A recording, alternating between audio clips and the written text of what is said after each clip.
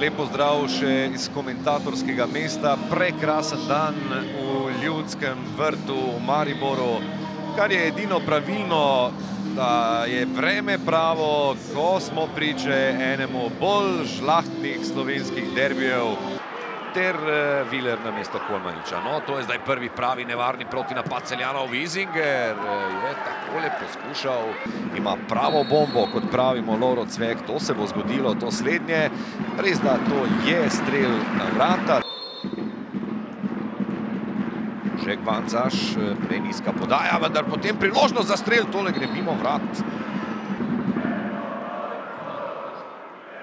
Tole so Mariborčani sicer prebrali tole podajo proti Cveku.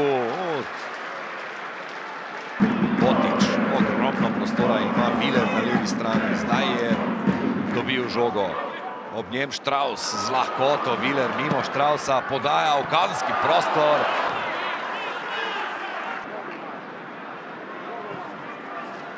Viler proti Zahoviču, ki se je odlično otresel Žana. Zaletela podaja in to je to!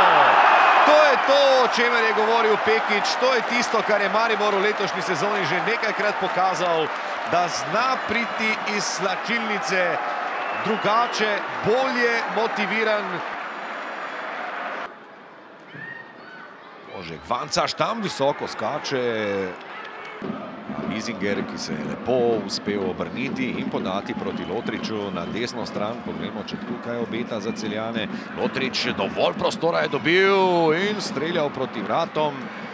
Zdaj sam sem malce presenečen, glede na to, da sem pred 2 dnevoma izvedel, da se je morda lažje poškodoval na treningu. Kakšna obramba Kenana Piriča preprečil Tavaresu. Lep prenos igre. Milec ima zdaj priložnost podati za strel, se je odločil. Visoka podaja in neizbranost v kazenskem prostoru ter izenačenje Celja. Žan Benedičič pa je strelec tega zadetka. Prvi gol Žana Benedičiča. In tako se je zdaj izteklo vseh 90 minut. Samo 2 minuti dodatka je določil Juk. Nevarno je še vedno in tam se je na koncu izkazal Aleksandru Krecu in žogo odbil. Še vedno je nevarno. Vizinger, Benedičič in mimo vratu. Kakšna priložnost zdaj za Celje.